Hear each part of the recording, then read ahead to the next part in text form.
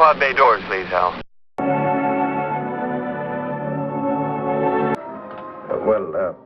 Look, Kitty, since I'm old enough to be your father... You're not so old. You must be an artist, right? Well, Yes, I paint. Of course, you're a painter. I love painting. To think I took you for a cashier. Oh.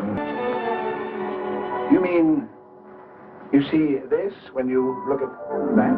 Well, yes, that is, I sort of feel it. Sounds like a schoolboy trying to make a date. You must be robbing the cradle.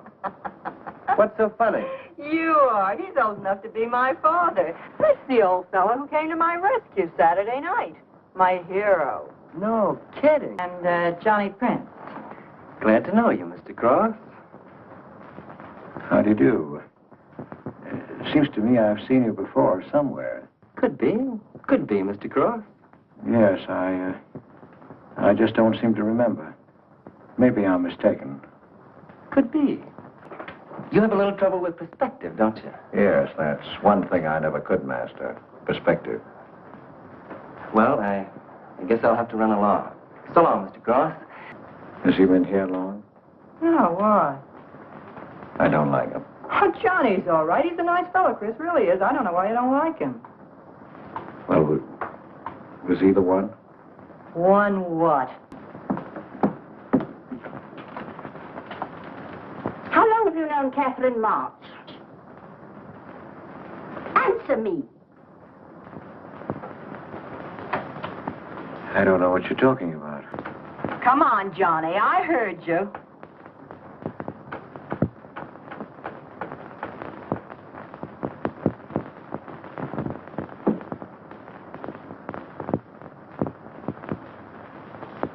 You lied to me, Kitty.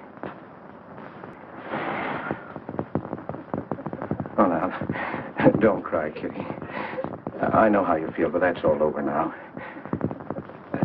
We all make mistakes. I don't care what's happened. I can marry you now. I want you to be my wife. We'll go away together, way far off, so you can forget this other man. Don't cry, Kitty. Please don't cry. I'm not crying, you fool. I'm laughing. Kitty. Oh, you idiot. How can a man be so dumb? Kitty.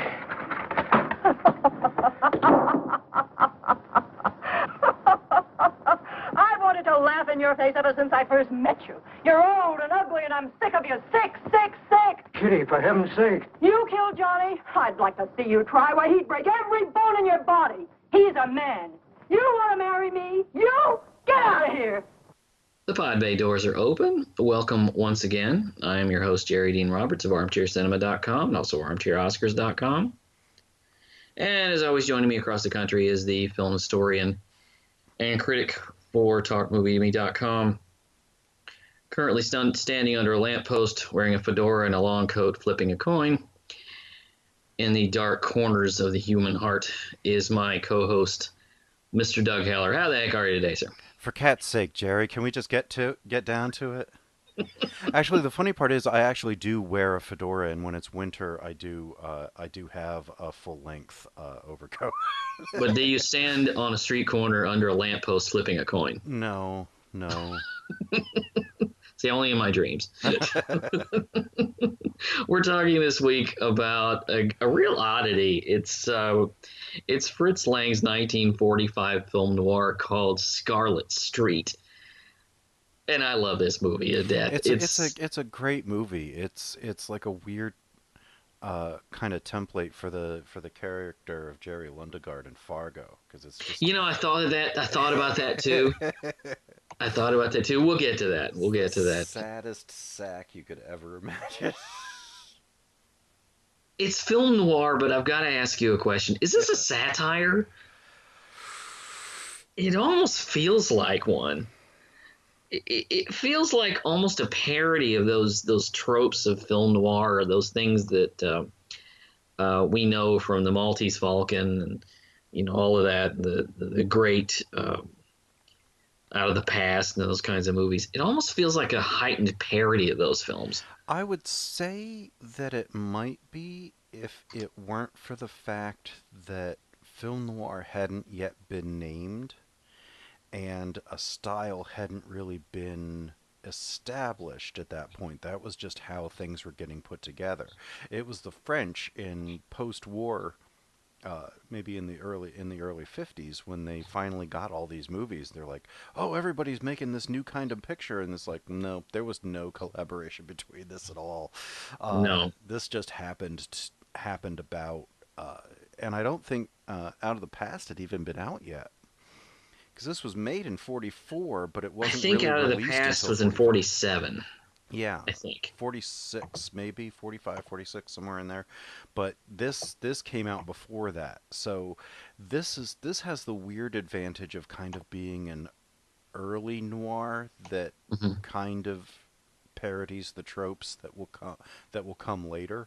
It's odd. It's like it sets itself up like a parody, but it's before all of those things became identifiable tropes. It's like Fritz Lang could see the future. Yeah, always. What I got from it, now this film it's a Hollywood film. It's made by Universal in 1945. It's not, but you have this legendary German director who brings all of his tools with him. And he's been working in Hollywood for a dozen years by this point. And he's very, again, he brings a lot of the German expressionist feel to this, the heightened reality, a lot of the staginess. A lot of this film does feel a bit like live theater. Right. The characters are about 3 sizes bigger than reality. This is not realism. This is not neorealism. This is not, any of that. Oh no. No. This is very theatrical. It is, because they're the types of people that are in this, between Johnny and Millie the roommate, and Kitty and Chris and his wife, her husband, her presumed dead husband that isn't dead, that you find out later, and just everything is just amplified to a really interesting degree, to kind of get things through without having to spend time on nuance, which is something that older films did a lot. They would overstuff their characters so that they didn't have to spend time on something that the audience wasn't going to get. Right. Which is why I ask if this was a satire, because it is bigger than it should be. Everything here is painted with broad colors. I mean, the brushstrokes in this movie are not, there's no subtlety here. No. Basically what this story is, it's your basic film noir. You got a beautiful girl, sets up a good-hearted dope to take him down, and nobody wins. Nope. Nobody wins. Not a single A few person. people end up in the deep six, and the poor hero ends up with nothing. Like, he can't. He's so inept at just about everything that he can't even kill himself properly. Like, it's just, he is the very definition of mild-mannered. Like, if a young Milquetoast, man. I mean, He's just, if a young Clark Kent was a movie fan and he saw this, he's like, that's how I'm going to pretend to be. right. And he even doesn't do mild-mannered as well as Edward G. Robinson in this movie. Edward G. Robinson, one of my favorite actors. He's so incredible. A very unusual role for him, because we think of Edward G. Robinson, we think of the gangster roles. We think of Little Caesar. We think of, we think of all of that. We don't think of. He was a much better actor than most people think he was. Oh, he was remarkable in this, and he also did a lot of those gangster comedies that sent up his established character of Rocco. Yeah, Rico, little Caesar. Little Rico, yeah. He, I'm just always happy when I see Edward G. Robinson. I think his best role was probably about a year before this in Double Indemnity. Oh, Barton Keyes. Yeah. Is the insurance claim adjuster. My little Yeah, man. He has that little speech about all of these statistics about accidents, suicides, murders. And it's the most beautiful monologue you've ever heard in your life. And he comes to this, and he plays a man who barely even exists. He is browbeaten to the point of invisibility. Like, yeah, his name is Chris Cross. No subtlety here. His name is Chris Cross, and he's so meek. You can tell he doesn't drink, doesn't smoke, doesn't curse. He drink except, maybe a drink with the boys. And he works as a clerk in a bank. Cashier. And he's one of the boys. But he's so meek that he barely even exists. And he does things like you find out that he does the dishes at home. Yeah. And he does the butchering and the cooking and the cutting. Like his wife doesn't do anything for him. Oh, his wife is such a cardboard cutout. She's this her name is Adele, and she is this nagging wife, and she's everything you think of when you think of a nagging wife. And they've been married for 5 years. And he's so henpecked that when he paints, he is forced to paint in the bathroom. And on Sundays. But she has nothing good to say to him. No. Not one thing. And everything is in reference of her dead police detective husband. Who went missing. They declared him dead, and she has his insurance money, I guess, in bonds that she won't use because she thinks that's his money. And it's like, well, you're supposed who are you saving it for? It's like, I'm saving it for my old age. It's like, honey, you're there. Like, yeah. She's in her mid-50s somewhere. Yeah. I mean, she's not in the mid-50s is old, but it was then. This is set in 1934, so it's set a good decade before it actually was filmed. Right. So in 1934, if you were in your mid-50s, you might as well just start digging your own grave. Right. Well, he's in this marriage. He's browbeaten, but he's not. I mean, he's not afraid to talk back to her. But he's still browbeaten. There's a scene. I'm not kidding. There's a scene where he's cooking, and he's wearing the most effeminate apron. With this frills big and flowers. Frilly apron. Yeah, it's humiliating. And he's cutting up a piece of liver. I mean, this guy is just, like I say, he's just invisible.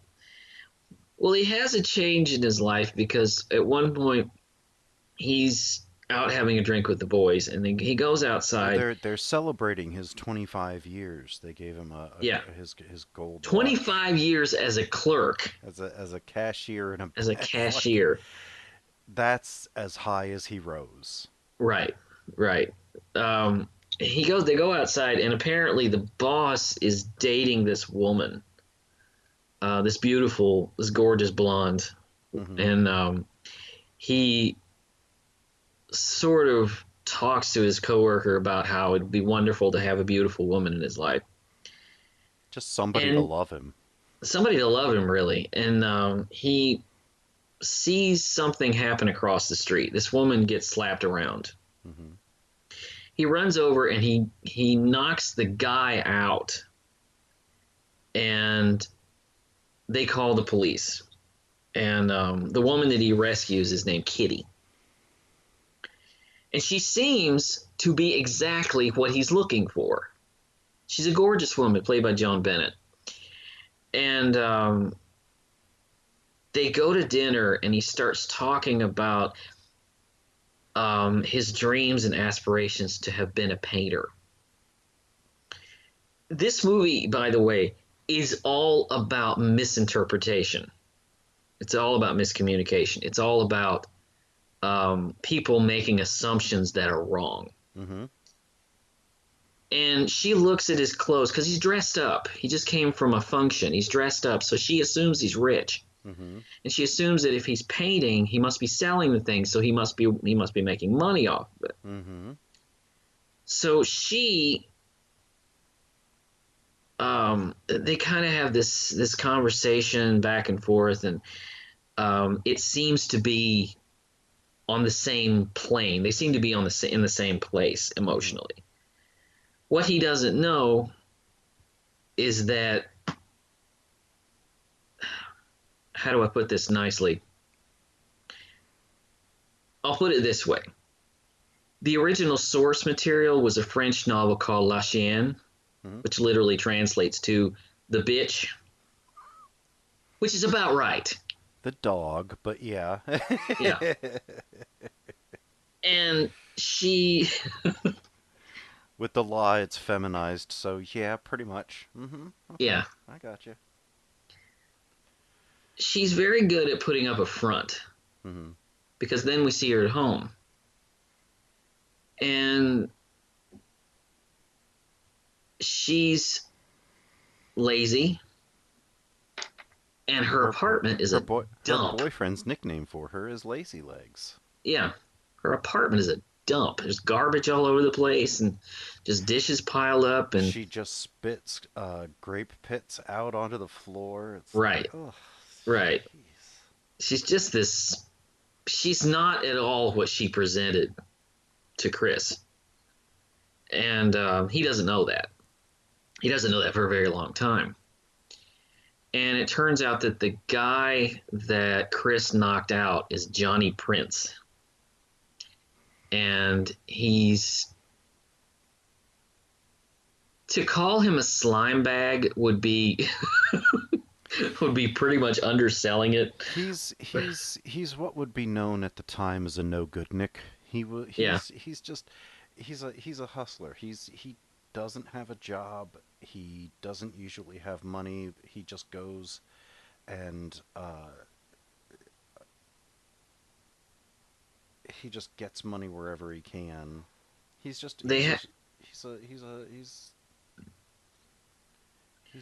together. I don't know what. So that they can work together, on these schemes. There is some conversation that very much suggests that he might be her pimp. Mm-hmm.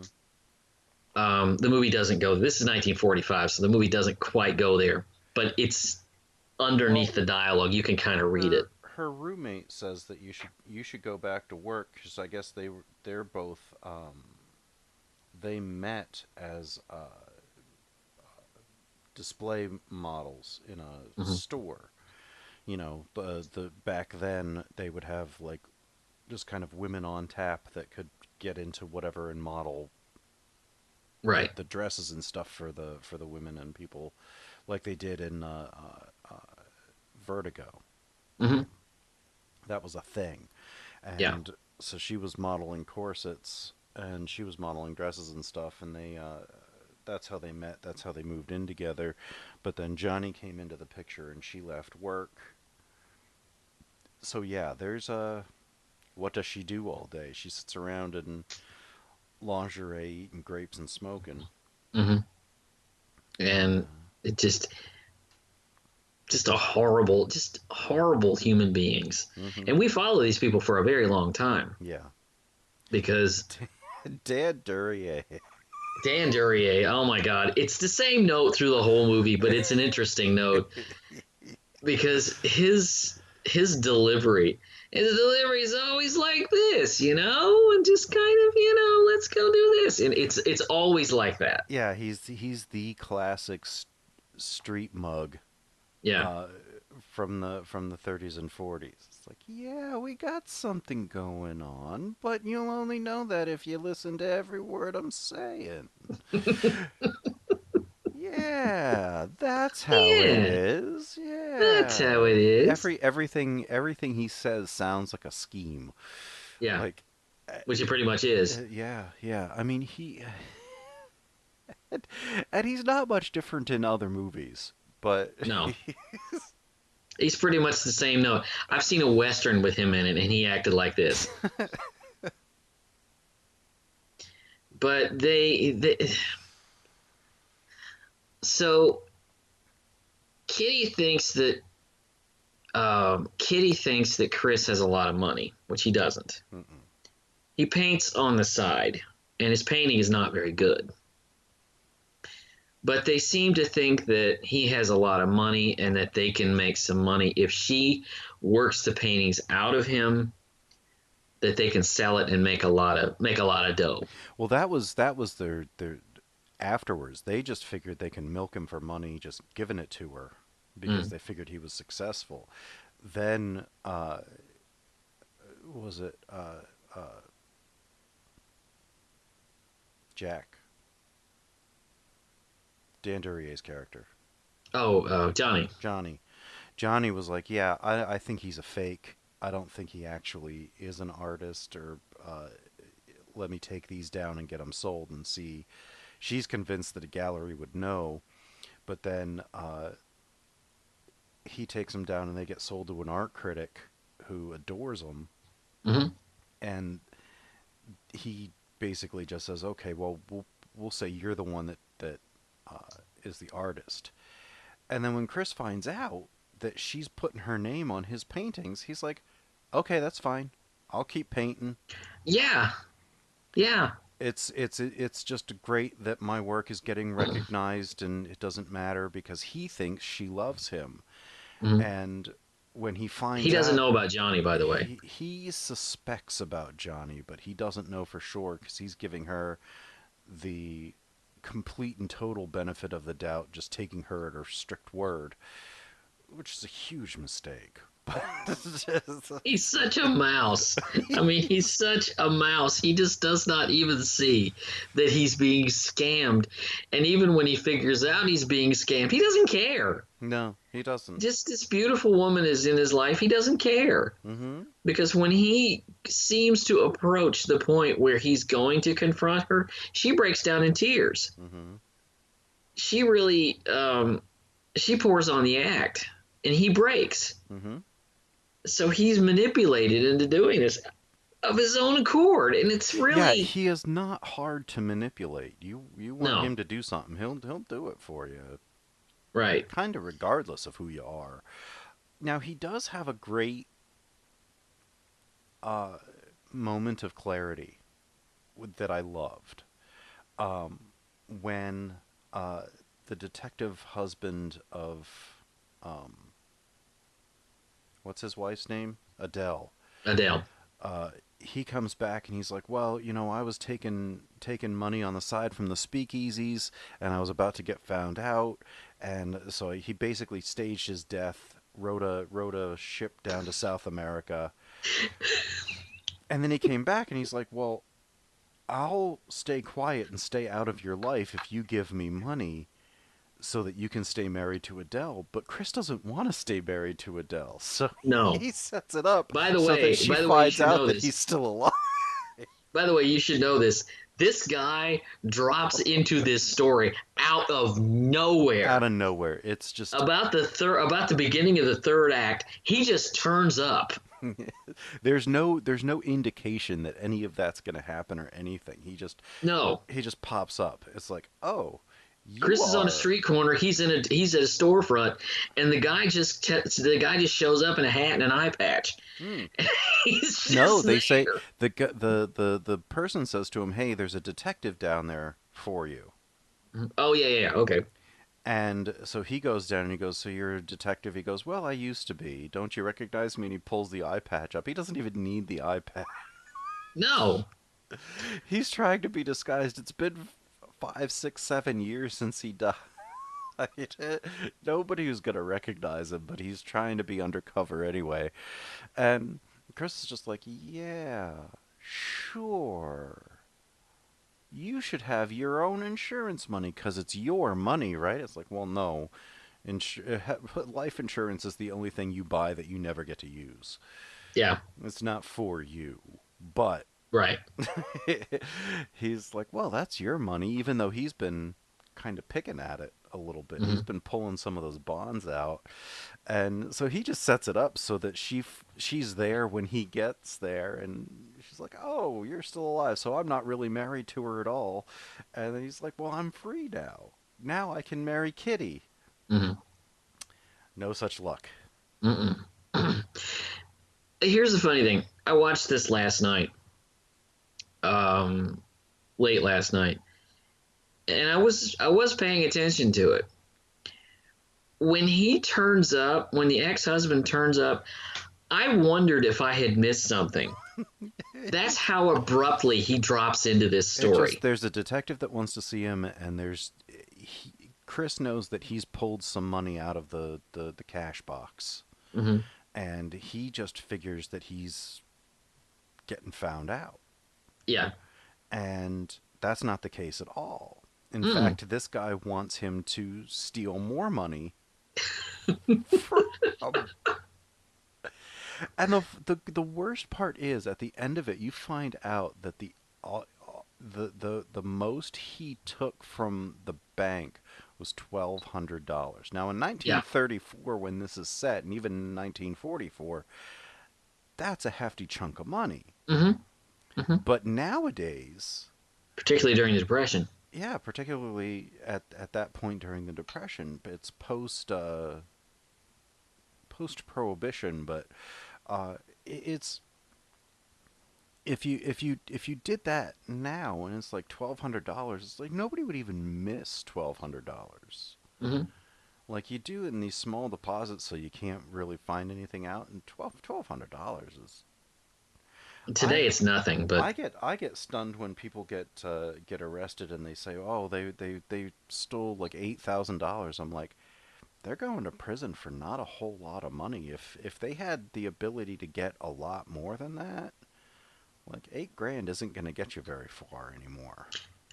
Well, here's the other thing is that Kitty and Johnny go through. Now, there's a long chunk of the movie. This is an hour and 41 minutes long.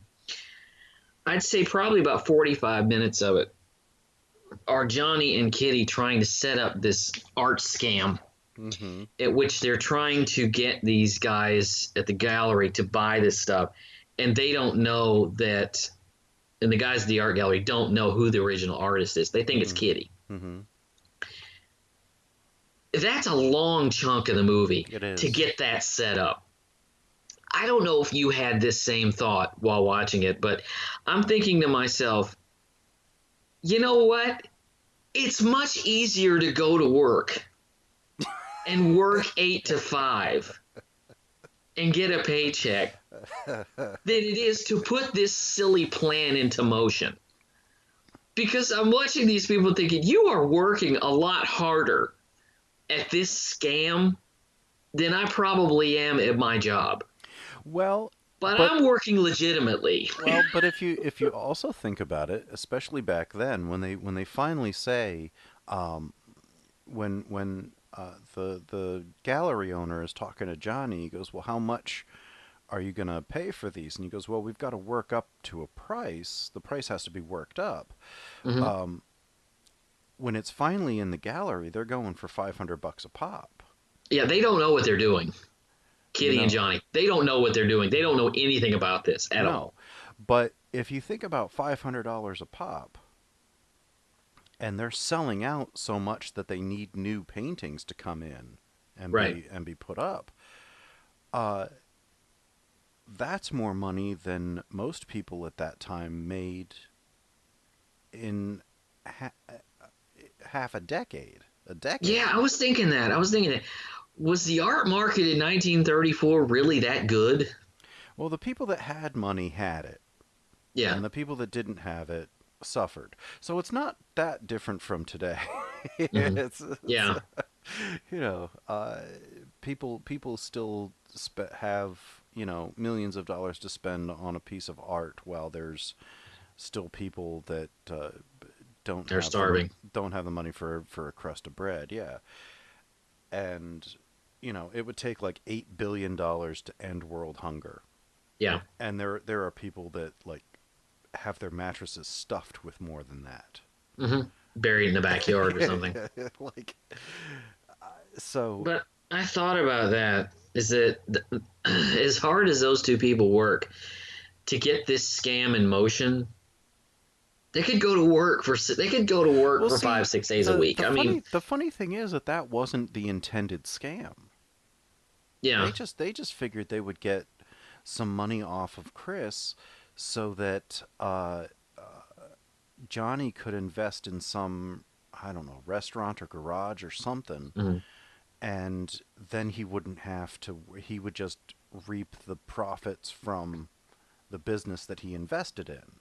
right, So he's kind of thinking entrepreneurially, like swindling this guy out of money, but then investing it into a legitimate business.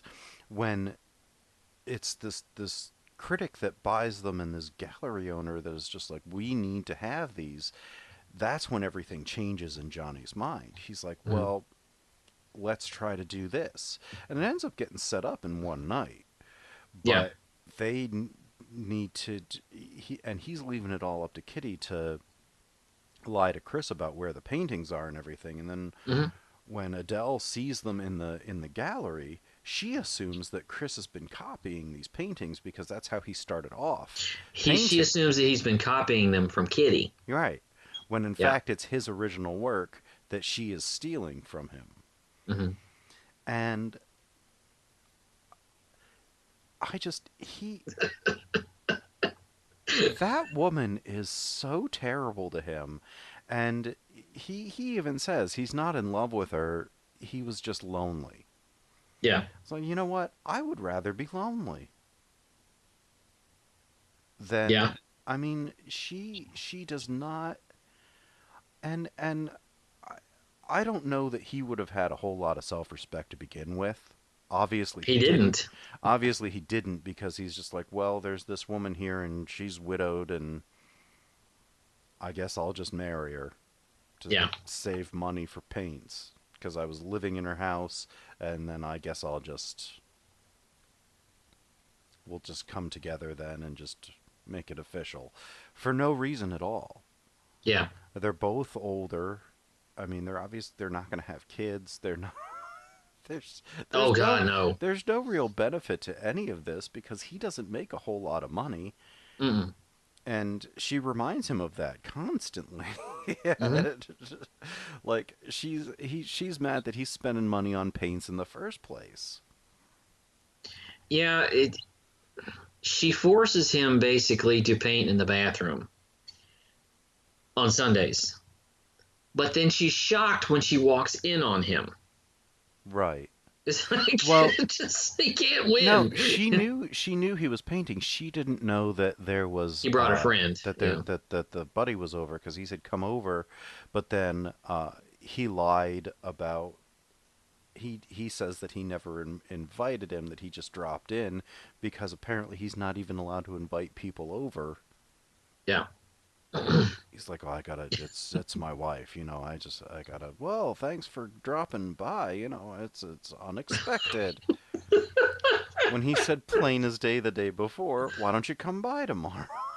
It's like, He can't even have an inch of space for himself. And you get the feeling that he never would have allowed himself an inch of space. He just kind of goes where it is. He just doesn't, like I said, the man is invisible. mm-hmm. Is no self-respect at all. He's just kind of there. It's like, when he's been working in this bank for 25 years, he's just another piece of the furniture, Mm-hmm. and I have a feeling he's never brought anybody home. He's never brought any of his coworkers home or anything like that. Yeah. But it's interesting the way that plays out. Is that and Edward G. Robinson plays this so beautifully.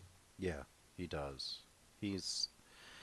I can't think of anybody else who would have played that better. You probably could have put in an actor who was of smaller size, a smaller stature, of skinny kind of a man who would look the part. Edward G. Robinson does not look the part. What he has is he's older. Mm-hmm. So you get the sense also that life has passed him by. Mm-hmm. Because he has let his life pass him by. Right. He hasn't been living. He's just been alive. He's been existing. Right. In a lot of ways, you mentioned at the top of this show, Jerry Lundegaard. Mm-hmm. It's very much the same thing. As a guy who you can't respect the guy because he just he has no backbone. Right. So he tries to put something in motion and it ends up biting him in the butt. Now, Chris, unlike Jerry, does not set his problems in motion. Right. But he does become the victim of them Mm-hmm. in the end. Because what happens is Johnny ends up getting killed. And there's Johnny gets sent to the chair for a murder that Chris commits. Right. Let's not try to sugarcoat this and say that Johnny just happened to turn up dead because he owes some money to the wrong people.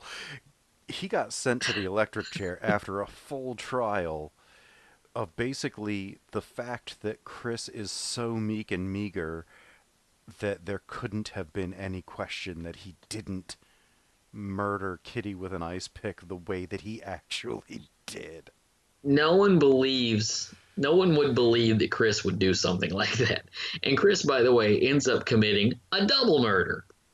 In a way. Because he gets Johnny sent to the electric chair. Mm-hmm. And for nothing. And he's actually kind of okay with it for a little bit. Yeah, because he's not the one in the electric chair. Right.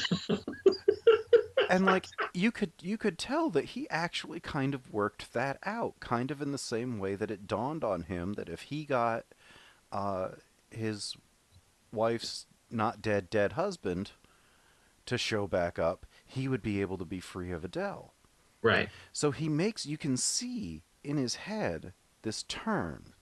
Mm-hmm. He's like, if I just do one thing right, I'll get out of this spot. And he does. He does two things absolutely right for himself. Mm-hmm. He sets it up so that the detective shows up when Adele is home, and that nullifies his marriage. And he plays it so that Johnny, whom he didn't like in the first place, and then ends up being the guy that the girl that he's fallen for is in love with, he gets him convicted of her murder and put in the electric chair. Like, he gets rid of a guy he doesn't like. He gets rid of the girl that's been playing him. And he gets out of a stifling marriage. But he also gets let go from his job, so he doesn't have any money. Because he stole money. Right, because they found out that he was stealing the money. And so now he doesn't have a job, and he can't paint because the person that they said was the artist is now dead of an ice pick murder. So he can't, that he committed, so he can't paint to say, oh no, I was the real artist. Well, then that links him to her. Mm-hmm. And all of a sudden, then he would be a suspect, and then everything would come falling apart. So he wisely doesn't try to claim ownership of those paintings, because that would directly tie him to the murder. And he ends up homeless, destitute, and deranged. after trying to kill himself, hang himself, and failing. Yeah. Uh, because he's hearing the voices of Johnny and Kitty in his head, like, oh, now we're together. Now, you know, we played him good. Now we can be together and all this stuff. It's And like, he sees his own painting in a window, you know, and it's just this is film noir and 101, it you know. gets sold for what, 10 grand? Yeah. And it's a painting of her. Yeah, it's his painting of her that they called Self-Portrait. Yeah. And it sold for $10,000. Can you imagine where he was at that point in his life? $10,000 would have set him until he was dead. Yeah. But he can't say anything about it. This was interesting to me. It's always this film noir thing didn't really. This was as you said at the beginning, the film noir, really a precursor, because film noir didn't really exist until the 1950s. Well, after World War II, when After they started World War coming II, back, yeah. there was that darker kind of aesthetic to films, because there was a darker attitude to life after everybody found out what was going on in Germany. This seems to happen after a major conflict like this.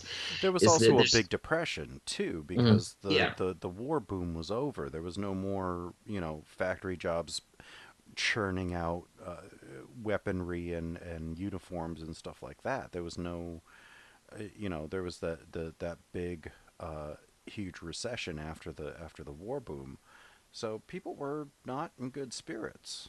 Well, you had after any major conflict, you always have a major shift in the art world. Mm-hmm. You know, Dadaism came up after World War One, and you know, things like that. And film noir seemed to be a byproduct of World War II, because like you say, there was this more cynical attitude after the war and after the Depression and things like that. The darker corners of the world, no more of this, you know, Pollyanna kind of thing. There was a whole genre of this in the 50s and 60s that generally, again, it dealt with exactly what this movie is about. An ordinary guy gets mixed up, usually with a woman, and there's usually a scam, a murder, and it never ends happily. No, and you know, the conventional start and end points for film noir, I'm always of the opinion, I am personally of the opinion that it is a style and not a genre. Although that is a good debate to have at some point, because you can affix the noir style to any genre. Yeah, well, that's true. That's true. So there are a lot of commonplace things that go along with it, but the bookends are, for classic noir, are usually said to be The Maltese Falcon and Touch of Evil. Touch of Evil is such a great noir that it basically put an end to them. And if It you wrote look, the last word. right, there's not really a whole lot of that style of film after 58, after Touch of Evil, until people started going back and being able to see the old noirs and come out with neo-noir that started basically in the 70s. There's a good 15-year stretch where there's not anything like this. Yeah, it was in the you can see it in the late 60s and all through the 70s during the auteur, the new Hollywood age, when there was darker content, there was more realistic content. It wasn't. You can see it in films like Bonnie and Clyde and Midnight Cowboy and Chinatown. You know, The Godfather. You know, movies like that were not Mean Streets, Taxi Driver. Yeah. You know, even up to, you know, a film like Apocalypse Now, you can see they were really trying to deal with the world as it was, right, rather than this Hollywood filter. And I would even say Apocalypse Now could be referred to as a noir war movie, Yeah. a Yeah. psychedelic war movie. Yeah. You know, and what was it? Johnny Guitar is like a Mhm. noir western. So yeah, it kind of reflexed its muscles back in the late 60s, early 7 and in through the 70s, and there have been periods of revival. Blood Simple. I thought of Blood Simple when I was watching Scarlet Street, Mm, in that Blood Simple is a film about part of the reason that Blood Simple works is because it's all about the perceptions that everyone has. The place that they are in the story is different than another person in the story. mm-hmm. So this person over here have these pieces of information about what's going on, and these people over here have a different perspective. So when you get to the end of that film and two people, there's information that both of them do not have. Right, right, right. A lot of a little bit of that comes into Scarlet Street Mm-hmm. because there's a lot of information that the Bertie Robinson character does not have. Oh yeah. And there's a lot of information that the Kitty character does not have. Mm-hmm. She has perceptions and assumptions about him, and it create that misinterpretation creates problems. Mm-hmm.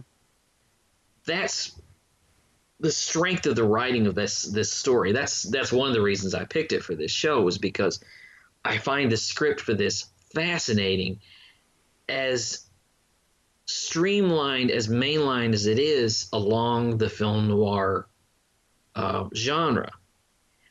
It's still interesting that it's all about misconceptions. Well, yeah, it's so beautifully put together. I mean, most of Lang's pictures are good or bad. Mhm. They're well constructed. He really didn't make too many bad movies, No. and they were only bad because Hollywood got involved in in parts and screwed up his work. When he was allowed a free hand, he didn't make a bad movie. He. But even out of that, he adds into this a lot of German expressionism. Mhm. Big emotions, big characters, very broad lines. Right. He supplants German expressionist look with the characters and personality types. So instead of big gregarious doorways at an angle and weird sets, he makes the characters and the people oversized.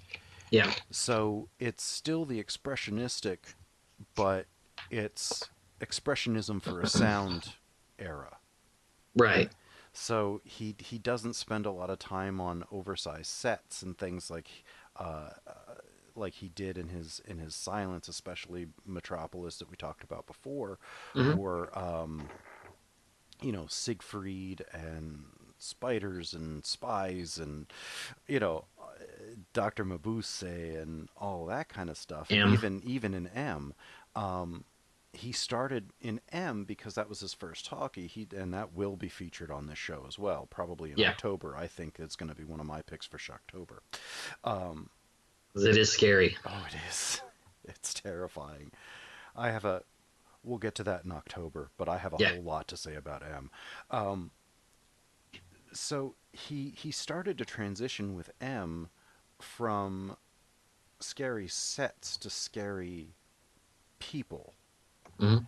Because the character of the murderer, I don't even remember if he's ever given a name, but the Peter Lorre character in M is Beckert. Beckert. Yeah, he is just this oversized, terrifying figure Mhm. that without sound might not have been as scary, because that when he's whistling, Mhm. it's you always know that that's where he is, and that a child is about to be murdered. So here he does something similar, where he, like I said, he just kind of takes his visual expressionism and moves it to more of an oral and character expressionism. It was very interesting how he was able to work within Hollywood and still have his vision or his interpretation of these things remain true. Right. This was, by the way, a remake of a film that was made a year before called The Woman in the Window. Sort of a remake, yeah. It's a reunion between all of the characters too. It's not as good. The Woman in the Window is not as good. I like Woman in the Window though. This is better. This is much better. This Fritz Lang directed, Edward G. Robinson, Joan Bennett, and Dan Duryea in Woman in the Window. There's a lot of similarities. This is better because it commits instead of having it be a fantasy. Right. Which is what Woman in the Window ends up being. I was just going to say that. Which is really sad because even in his fantasy, things end up going way wrong in Woman in the Window. Like, he can't even fantasize and have things come out well for him. No. And I never really, you don't really notice this. Again, Edward G. Robinson. This was a time when people remembered actors by faces. And Edward G. Robinson had probably one of the most memorable faces ever. Yeah. This big, fleshy face with this big fish mouth and, the dark eyes and all of that. What's interesting is in his gangster films, it makes him look like a bulldog. Here, it makes him look like the fleshy face just makes him look like a sad sack. Yeah. And it's all this effect of, and I don't know how the cinematographer did this, but somehow here makes him seem smaller. Yeah, I mean, Robinson was not a tall man. No. What people forget, because they're used to seeing him and remembering him in things like Double Indemnity and Little Caesar. Well, I was actually going to go one later and say Key Largo, when he started to put on a lot of weight, when he had that big belly. When he was younger in Little Caesar, and even in this, he's actually he's thin. He has a straight line down his front, but people just assume that he's overweight because he has the look of an overweight person. When I go back and rewatch Little Caesar, I've rewatched it a number of times working on my gangster book.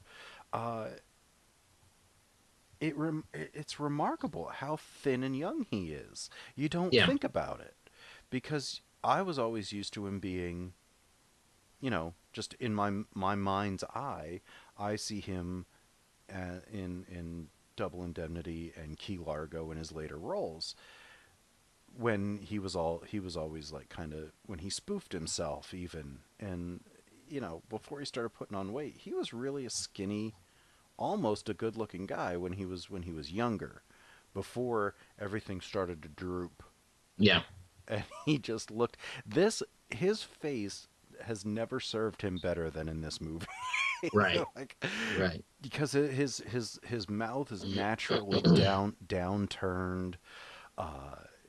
His big, like you said, fish mouth. He just gives the impression of sadness incarnate. And he knows the gravity of his situation, and he knows the gravity of the fact that he has created his own situation.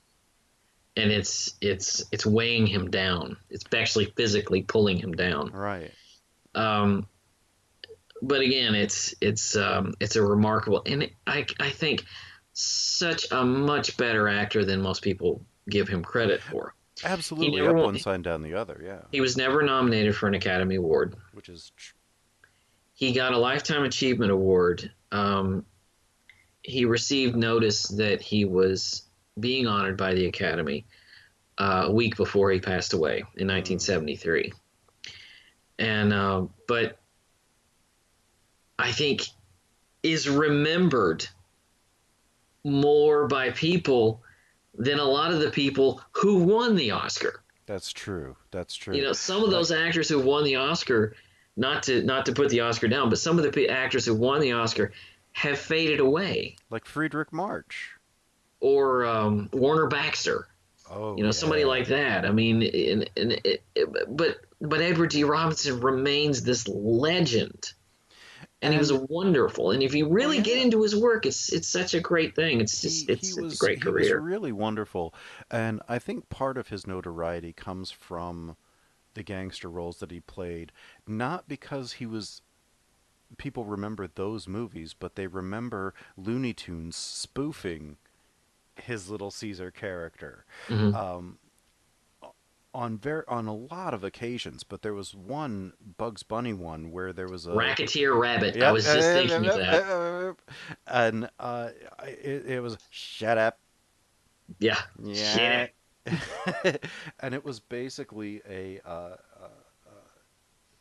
and it has Edward G. one Robinson, Little Caesar point that makes me laugh so much, is that basically it's the Edward G. Robinson character and the Peter Lorre character. Mm-hmm. And the Peter Lorre character has that wonderful line that I just absolutely love to quote. "That rabbit, he makes me laugh." Just Peter Lorre is another one that never was up for an Oscar, never won an Oscar, but is so perfectly well known because of his weird voice. His nasally voice is just... It was spoofed by cartoons that were rerun when we were kids, when they were long out of the spotlight, so we would know them.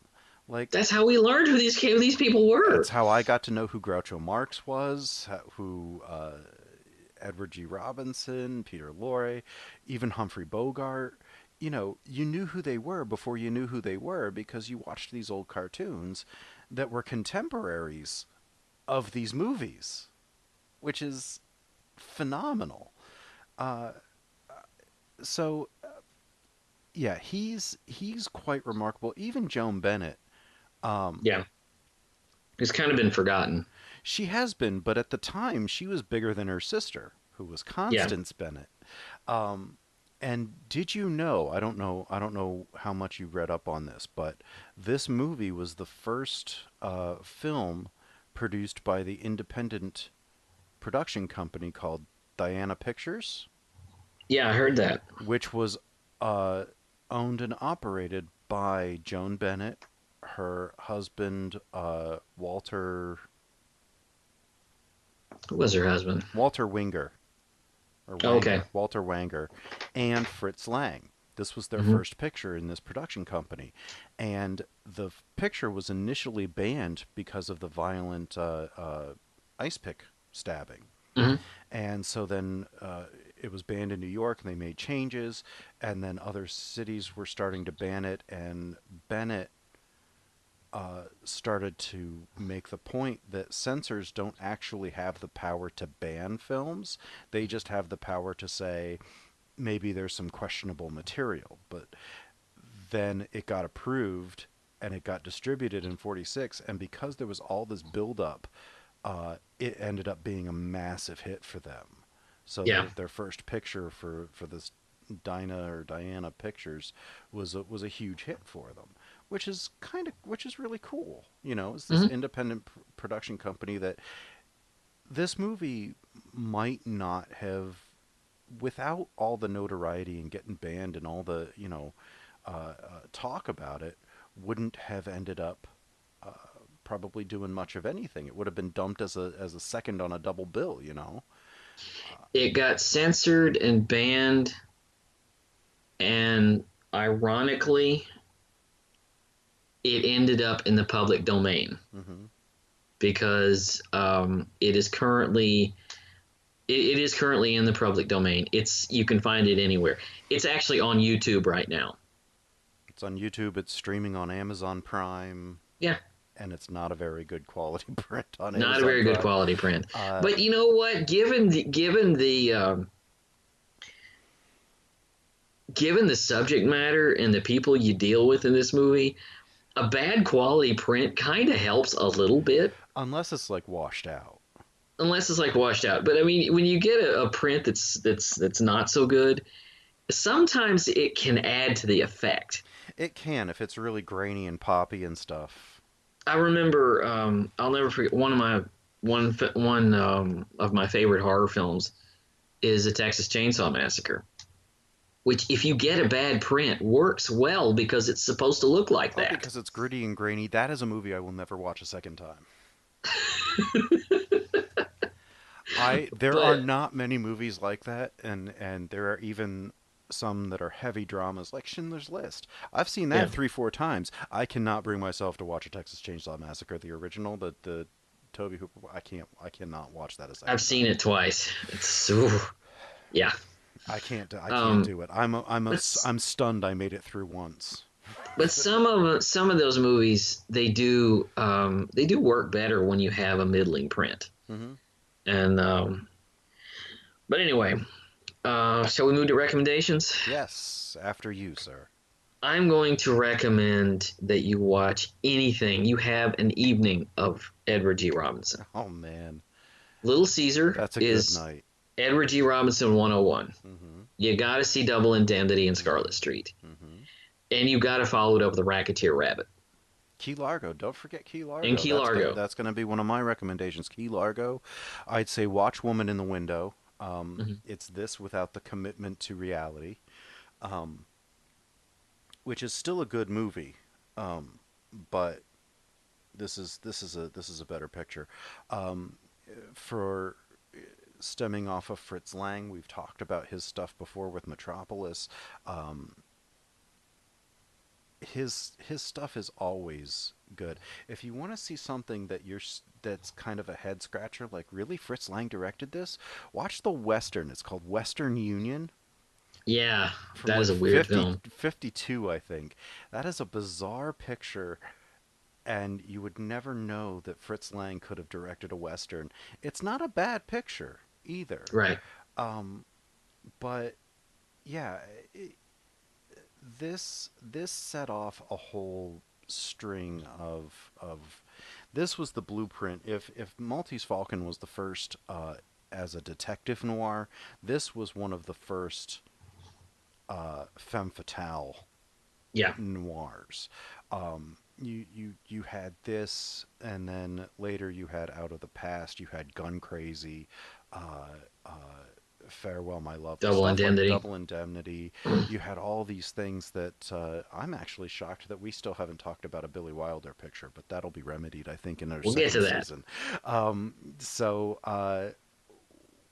those are our recommendations. They kind of overlap. What do we have coming up next week? We are next week. We are taking our first venture into the world of Mr. Akira Kurosawa. Yay! You have selected The Seventh Samurai. Yes, I'm picking Seven Samurai for a number of reasons. One, because I was looking over what we'd done, and I'm like, we haven't talked about Kurosawa. How have we not talked about Kurosawa? I'm still just as stunned about that as that we haven't talked about Wilder and we haven't Mhm. talked about Wells yet. Um, well, Well, we've been talking about Star Trek for the last month. So. that is true. Um, we've hit a couple Spielbergs, we've hit a couple, we've hit the Coen brothers, but we Look, haven't hit. we've done more Star Trek than we did Martin Scorsese. That's What does true. that say about That us, is you know? true. That is actually true. So we're doing Seven Samurai because Kurosawa is one of my favorite directors. Mhm. Also, it is the original version of my father's favorite movie, which was The Magnificent Seven Mhm. from We're also 1960. going to talk about that. We're going to talk about that and the Antoine Fuqua remake Mhm. of the Which I have of the not film. seen. It's actually pretty good. It's not as Mhm. good as the other two, but because Magnificent Seven is the best remake I think Mhm. ever made. So we're going to talk about those because my father's birthday would have been on May 29th, so that was during Star Trek week or Star Trek month. So I am honoring him by talking about a movie he never saw, but Yeah. that influenced his favorite movie. So in Yeah. in memory and honor of his birthday, we're taking a step into Kurosawa. A long step. Right. This is a good 4-hour picture. Yeah. It's a long movie. A good 4-hour picture, not to be confused with Heaven's Gate. Yeah. A movie that actually deserves to be 3 hours and 40 minutes long. Don't gig me for Heaven's Gate. Heaven's Gate was what it was. It wasn't perfect, but it was what it was. So that's what we have coming up on the horizon. After Seven Samurai, we will be taking a 2-week break and then coming back for the beginning of July with Jaws. We're talking about Jaws. Oh my God. We're talking about Jaws for July 4th. So that's gonna be a lot of fun. We're basically gonna call that season 2, even though we're not really gonna change the numbering of the episodes. I think 50 some odd episodes for a season is pretty good. Yeah. I think 51. If we'd have done one more, we could have gotten to a whole year. A whole year, 52 weeks. But yeah, we're going to take a little break and then we're going to come back with Jaws and then we're going to do some special summer stuff and then start to work into the fall, which none of that has actually been planned yet, which is quite odd for us. It took me 3 months to come up with Seven Samurai. So he was driving me crazy. He just told me about this last week. He's driving me crazy. So, you know. All right, take us home. Yeah, that wraps it up here for Jerry Dean Roberts of ArmchairCinema.com and ArmchairOscars.com, and myself, Doug Heller, film critic, film historian for TalkMovieToMe.com. You can find our back episodes on www.thepodbaydorspodcast.wordpress.com. You can find us on Twitter at @pod_bay. You can find us on Patreon at pod_bay. Oh, the same as our Twitter handle. That's convenient. I was going to say that, but I wasn't 100% sure. So you can throw some money into our virtual tip jar, as it were. Help keep us going. Help us out. Support us. Let us know if you like the show. Yeah, we would greatly appreciate it. We are going to have some Patreon exclusives, like our Avengers. We're going to be doing Infinity some music War. episodes. We're going to be doing some music episodes. It's kind of a concert series for the summer. That has the first one has already gone up. That's I'm Not There for Bob Dylan's 77th birthday on May 24th. That just happened. So yeah, so we're getting things going on there. So if you do end up contributing or subscribing, then you'll have access to those episodes as well. So we thank you very much for listening. We very much encourage you to begin donating and help us out. And the Pod Bay doors are now closed. The mission has been completed.